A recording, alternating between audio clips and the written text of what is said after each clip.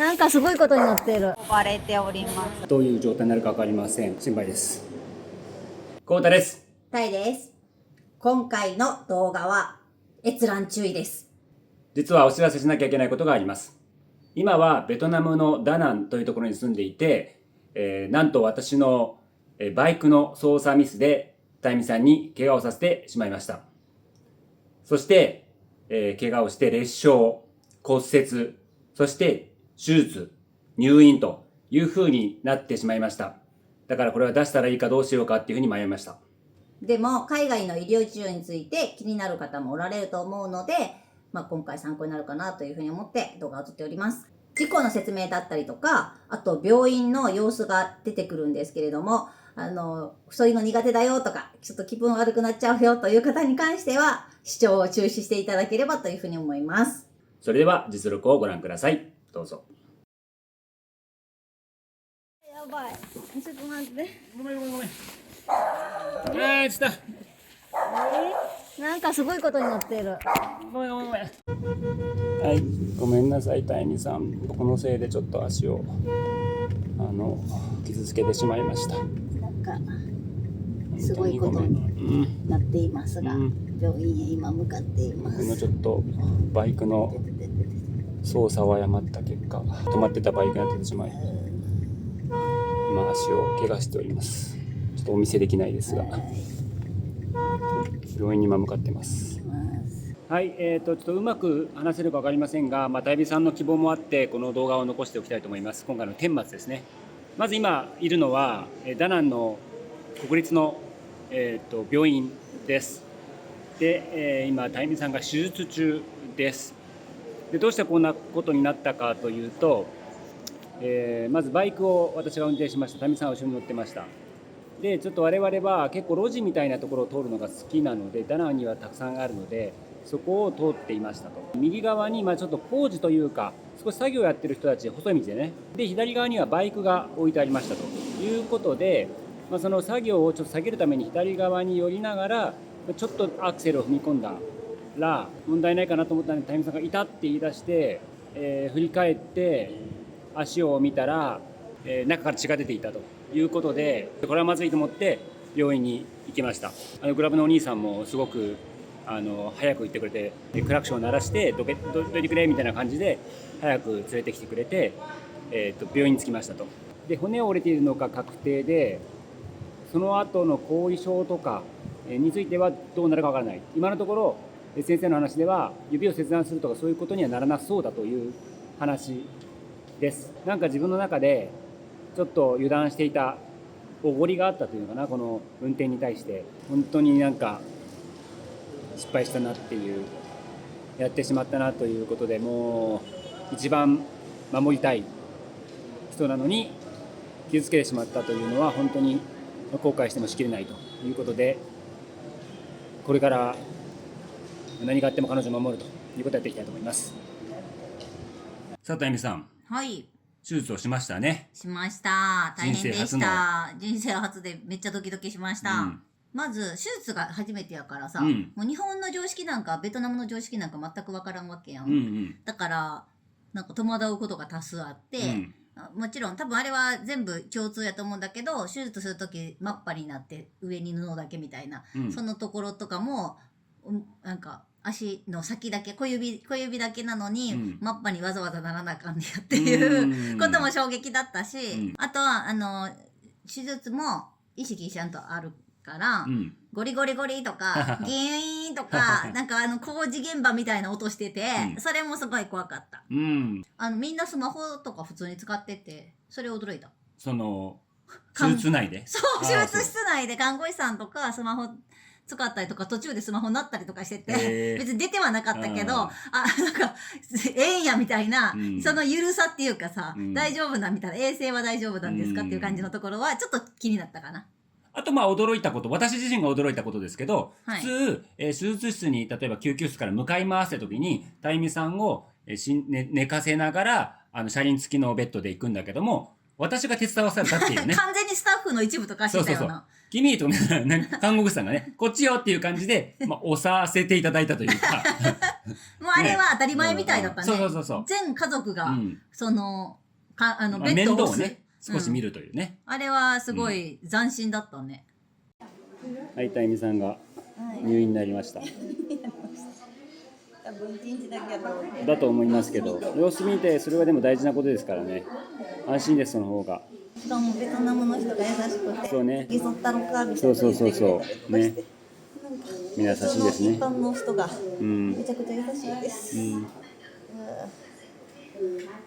痛みきてますか。痛い。これから痛み止めを処方される予定でございます。はい、状況報告しますと、たゆみさんは少なくとも1日は入院ということになりました。手術はほぼ成功して後遺症はないんじゃないかと。傷は残る可能性はあります。足の小指のあたりですね。最悪の事態はないんじゃないかなというふうに思ってますよね。というわけでまた報告しますというわけで、たゆみさん、入院を人生で初めてしたわけですけれども、海外でどんな印象ですか？まず驚いたのは10人部屋だったんですけど、仕切りが一切ないんですよ。全員フルオープンで。日本ってね、なんか6人部屋で全部仕切りがあってカーテンがあるって感じだけどね。あんなのは一切なくて、全員フルオープンでこんにちはって感じで、ゴーゴーで向かい合ってるというか、そんな感じになってたのがまず驚いたのと、やっぱ国立病院だったんで、外国人があんまりいないから、最初に病室に入った時にもうみんなが一斉に注目をしてきて、おっみたいな、外人が来たっていう、そうどうしたみたいな、外人来たぞみたいな感じの、みんな興味津々な感じで、その注目をめっちゃ浴びたこと自体にびっくりしたっていうか。で面白かったのが、この患者同士で面倒を見る制度がね、制度なわけじゃないんだけど、みんな優しくて、なんかコミュニティになってたよね。そう、トイレ行くかとか、これ飲むかとかっていうね、普通に声かけてくれたり、これ買った方がいいぞとか言ってくれたりね。なんか面白かったね。最初に部屋に到着して、隣の看病している家族の人がどうしたんやって感じで聞いてきたから、Google 翻訳でバイクで事故して小指の骨折視点って言って見せたら、もうその人が読み上げして、そこの病室全員に聞こえるように、この子バイクで指骨折したらしいでみたいな感じで、みんなおおそうかみたいな、全員が注目してて、一斉に知れ渡ったって感じで、その後もありとあらゆる家族だけじゃなくて患者さん自体もお世話をしてくれるっていう、すごいいっぱいお母さんがいるみたいな状態になってました。とにかく優しいっていうね、感じでしたね。すごかったです。本当にすごかったです。もう一つ面白いのが、家族の付き添いが結構前提なんだよね。大家族のところが多いから、だいたい1人くらいは入院患者に対して家族が付き添っていて、しかも泊まっていると。で、どこに泊まっているかというと、たゆみさん。なんと、ベッドの横の床に、ゴザ敷いて雑魚寝するっていう。それが普通みたいで、びっくりした。なんと病院内にゴザが普通に置いてあるというね。そうで、なんかそこの主みたいな人がいて、コウタにゴザここに置いてあるからあんた使いみたいな感じで泊まってけっていうね言ったけど、私はさすがにちょっとね泊まれなかったので手渡されて、そんなんもあったりとか、みんなが一斉にいろんなお世話してくれて、トイレ行くのも付き添ってくれたりとか、本当にすごい優しさに感動しました。はい、今、病院についてしばらく、やり取りというかして、足が痛いということで痛み止めを買うということで、なんか病院で処方してくれるというよりもこれを買えというふうに薬局に行って買いなっていう形で指示されたので、それをこれから薬局で買います。こちらの薬屋さん、病院の目の前にある薬屋さんで買うことにします。すごい専門的なですね。はい、鎮痛剤をゲットしました。こちらは、1日1錠から2錠、食後でも食間でも大丈夫という錠剤らしいです。中程度から強程度の痛みに効くというような鎮痛剤になっています。はい、今ね、病院の支払いをしてきました。1回目の最初の手付けみたいのが12,000円ぐらい、日本円で。で、今回、手術をして1泊して合計で、24,000円ということで、全部トータルで言うと今のところ36,000円ということで、医療費に関しては安いんじゃないかなと思います。本当にこの程度でお金的には住んでよかったなと思いますけど、本当に容体が心配というかね。はい、タイムさん、はい、一晩経ちましたが、昨日はどんな感じでしたか？大変でした。大変でしたね。もうずっと痛いのが続いて寝れなくて、言うなれば、小指を角にぶつけたあの痛さがずっと続くみたいな。めちゃくちゃ痛い状態が。だから全然寝れなくて、しょうがないから、アマプラのなんかドラマ、日本のドラマシリーズみたいなずっと見て、そっちに集中してごまかしで、なんとなくちょっとうとうとってなんかちょっとしだしたから、ようやくちょっと20分くらい寝たけど、ほぼ寝てません。だからぶつけた時よりも今のというか、ぶつけた時そこまで痛くなかった。夜の方が痛かった。そう、ずっと痛くて。でなんか今表情とか見てると痛みのよがちょっと効いてきたという。でも痛いけどね。ちょっとだけマシかな。表情が全然違います。ベトナムの入院風景。病室ですね。病室、入院の病室風景はこんな感じで、付き添い人はゴザで寝てます。ご家族の方はね。本人は、患者さんはベッドに寝て。そう。で、売り子が来たね。まだしゃべやん。違うから、売り子来た。売り子来た。マジで。そういうパターンもある。バナナの売り子来てます。ほんまに？ほんま？バナナ売り子来た。マジで。すげえやん。でも正しいっていうか別にね。いいな。便利っちゃ便利。自由やな。しかもスマホやり放題だし、なんならスピーカーフォンで会話してる。そこら中から音出てるもん。スピーカーで音楽聴いてますってことです。みんな優しくて家族みたいですよ。なんかちょっとびっくりしたんですけど、お金が戻ってきました。今まで2000系、4000系で3万6000円分払ったんですけど、それがいろいろ計算して304、つまり1800円ぐらい余ったので返しますということで返してくれました。びっくりですね、これには。というわけで、3万4000円ぐらいで合計今までのところなんとかなってるっていうことですね。すごい手術した割には安いかなっていう感じです。はい、晴れて退院です。今乗っているこの車椅子、プラスチックのなんかよくベトナムにある、そうもう無理やりなんか道にね、よく露店の前にある椅子をつけてこの車輪をつけたみたいな、再利用なのか手作りなのかよくわからんが、とにかくちゃんと機能しております。やっと退院です。退院できました。嬉しそうです。これ本当普通に退院してよかったから退院したんかな。私が要望出したからじゃないんかな。わかんないけど、そこまでだからやることはない。あとだからもう手術終わったので、気をつけるべきは消毒だけなんで、それを毎日ちゃんとやるという条件なら全然いいですよっていう。他の方々はだってみんなさ、大きい範囲やったやん。とか内科っぽい人もいたしな。小指だけだから、私は。よかったです。はい。だんだんなんかね、この包帯も小さくなってきて。ギブスちゃうんやっていうことに衝撃を受けてる。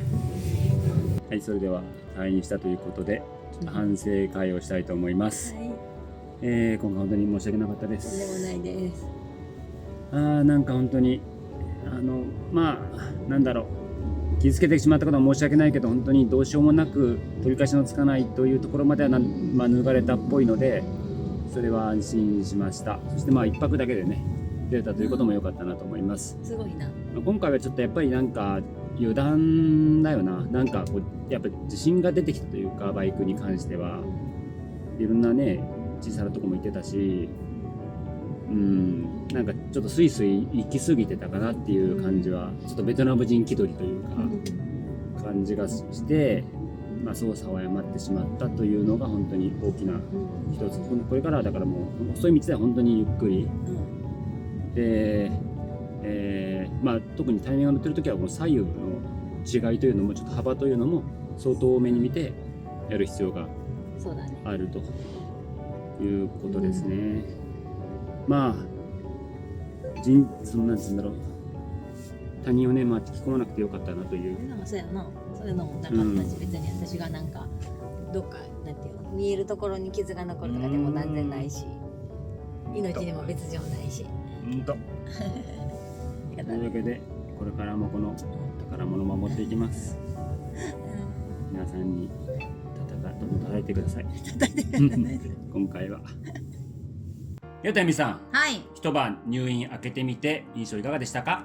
まずもう痛すぎて、その日の晩っていうか、その日の本当に術後の手術の麻酔切れた後が死ぬほど痛くて、もうなってって辛いって感じやってんけど、なんか隣のさお母さんがさ、大丈夫かって声かけてくれて、痛すぎて痛み止め欲しいって言ったら、夜やで深夜に、痛み止め欲しいって言ったらわざわざ看護師さん探しに行ってくれて、痛み止めあの子にやってくれって言うてくれてんけど、なんかそれ無理やって言われて結局もらわれへんかってんけど、そんなことまでしてくれて、もう超感動したし、でなんかその初日の夜コータンがいないからさ、だから私一人になるからあんたトイレ行かれへんやろ、おむつつけろって言われておむつくれてん主が、それでおむつくれてはありがとうって言ったら、あんた一人で測れへんやろって言って、私の両側に2人ずつ女性がその病院の入院患者患者さんプラスその家族みたいな。いや入院患者のみ、オール入院患者メンバーが私の両脇のところに待機して、それで今からみんなで吐かしたって言われてもう初めましての人たちのところをって戸惑ってる間にパパパって抜かされて、パパパってパパパって吐かされて、それでおむつ装着終わった後、上も手術着のさまんまっていうかあれやったから、さっきあんたの旦那がなんか T シャツ買ってきとったみたいやから、あれに着替えって言って、なんか T シャツのバリバリってもうなんか袋から出して、でもうそれも着替えろって言って、それもスポンで脱がされて着替えるっていう感じで全部着替えさせてくれたっていう、なんか戸惑いとなんか優しさといろんな感情が入り混じって、恥ずかしさとなんかすごいみたいな感じでなんかめちゃくちゃ衝撃的だった。まあ総じているのはこれベトナム、今回の入院だけじゃなくてベトナムの方っていうのは本当に優しくて、みんなの問題解決にいかにこう貢献しようかっていうのを常に考えてくれてるっていうね。全員が大阪のおかんみたいな。そうなんかもう実は事故あった時もなんか何人か寄ってきてくれて、どうしようみたいな、こっち行ったらいいよこうしたらいいよとか、なんか脱脂麺みたいなねくれたりとかして、大丈夫かみたいな、そんな感じでみんな優しくてすごい感動したのと、あと印象的だったのは白い巨頭ありますね、白い巨頭。院長を筆頭にして総会心ってやつ、二等辺三角形になって歩いてくるみたいな。それがまさにあって、その時なんか本当にベトナムのお医者さんってきっとみんなに尊敬されてんやなってすごい思ったのが、患者さんたちがなんかちゃんとした格好っていうか、なんか教授みたいなのがね来る、一番上偉い人がね、そしたらなんかもうちゃんと整えていろいろお迎えするっていうか、そんな感じになってて、なんかすごいぞって感じで、なんか見てくれるんかなと思ったらチラッと横目で見て、担当医からチロチロってなんか話聞いて去っていくって感じで、なんや何も言ってくれへんのかって感じだったんやけど、特に何もなく去っていかれて、多分ありふれた事故だったんだと思う、ベトナムの中では。なんか別に大したこともない、その人が見ることもないぐらいの感じのレベルやったか知らんけど、そんなんでうわ白い巨頭やんって思って、それがびっくりした。会話はねほとんど、看護師さん含め英語喋れる方がほとんどいないので、やっぱり Google 翻訳を使って、いやほんまこれ助かったよな。なんか Google 翻訳がこの世になかって、もし、この入院生活を送ろうとしたらもうやばいよね。どれだけ大変だったかって話だよね。大変だよね。英語も通じないからね。まあ一番は本当にさっきから言ってるベトナム人の方々の優しさがもう何よりも感動して、なんかもう本当に一晩辛かったけど耐えれた。我々のね最後もうあまりに感動したんで、皆さんにお菓子を配って退院するということをしましたね。みんな喜んでくれとったな。本当にありがたいな。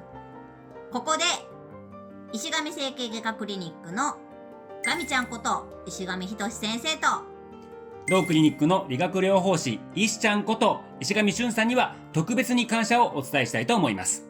お二人には事故直後から入院治療まで一貫して的確なアドバイスをプロの立場からしていただき、安心感を持って治療に専念できました。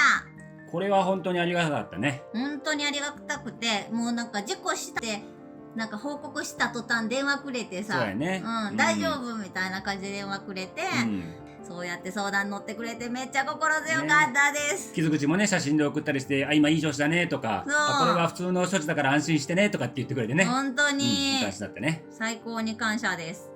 お二人がいなかったらどれだけ不安だったかと思うと、感謝の言葉もありません。もし整形外科、リハビリ、再生医療に興味がある方は、ぜひ概要欄から石上整形外科クリニックホームページをチェックしてみてください。以上、ベトナムでのバイク事故、手術、入院の様子をお伝えしました。あなたももしもの時も参考になればと思います。次回は中編としてその後の治療の様子、骨の固定のためのワイヤーを抜いたり、リハビリの様子など療養生活についてお伝えします。これもいろいろ大変でした。今回は完全なる私の不注意によるものなので、タイミさんには本当に申し訳ないと思うと同時に、たくさんのタイミファンの方にもこの場を借りてお詫びをしたいと思います。本日はご視聴いただきありがとうございました。また世界中でお会いしましょう。動画をご視聴いただきありがとうございました。高評価、コメント、チャンネル登録をお願いいたします。では次の動画でお会いしましょう。See you around the world.